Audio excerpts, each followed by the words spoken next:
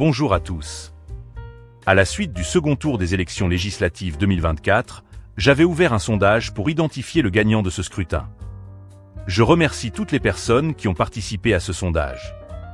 Les candidats en lice dans ce sondage étaient le Nouveau Front Populaire, une coalition de différents partis politiques, comprenant principalement les écologistes, la France Insoumise, le Parti Socialiste et le Parti Communiste. Ensemble, une coalition de différents partis politiques, dont Renaissance, qui constitue également un parti politique en soi, et le Rassemblement National. Je n'avais pas inclus les Républicains dans les options de vote de ce sondage, car ils semblaient distancés par rapport aux résultats des autres prétendants, et également parce qu'ils sont scindés en deux factions, l'une s'étant alliée au RN et l'autre étant restée avec les Républicains. Mon choix peut toutefois être discuté. Les résultats du sondage sont les suivants. Le Rassemblement National est le grand gagnant des législatives pour 74% des votants. Le Nouveau Front Populaire est distancé, obtenant 19% des votes. Ensemble clôture la marche avec 7% des voix. Ce résultat est intéressant puisqu'il correspond au résultat des élections législatives, non pas en sièges, mais en nombre de voix, où le RN s'était classé devant le Nouveau Front Populaire, suivi par Ensemble.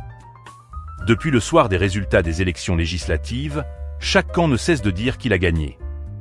Le Rassemblement National progresse à tous les niveaux et doit être considéré comme le premier parti de France en nombre de voix.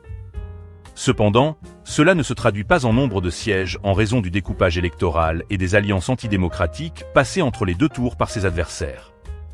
Le fait de ne pas avoir de majorité à l'Assemblée lui barre la route du gouvernement, ce qui est peut-être un mal pour un bien dans l'optique de l'élection présidentielle prévue pour 2027. Le Nouveau Front Populaire obtient le plus grand nombre de sièges.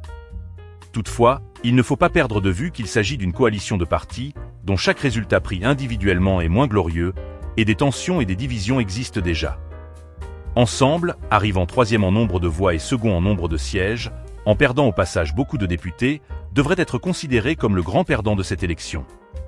Et pourtant, Ensemble pourrait se retrouver au centre du jeu pour la durée de cette nouvelle législature, avec des alliances éventuelles avec les Républicains et une partie de la gauche. Les Républicains, d'ailleurs, pourraient bien revenir en forme dans un avenir peu lointain. L'attribution des postes clés à l'Assemblée nationale, dont le fameux perchoir, pourrait changer la donne, mais cette analyse est effectuée avant. Avec le recul, il me semble que le grand gagnant était absent du sondage et même des élections. Il s'agit tout simplement d'Emmanuel Macron. Même si son ego est sans doute meurtri, il est toujours en fonction. Que notre pays soit ingouvernable, qu'il soit même à feu et à sang, je ne pense pas que cela lui importe réellement, encore une fois sauf pour une question d'ego. Il garde la main sur son jouet, qu'il brise un peu plus tel un enfant non soigneux, et pense probablement à un avenir qu'il estime plus prestigieux à la tête de l'Europe dont il serait le président.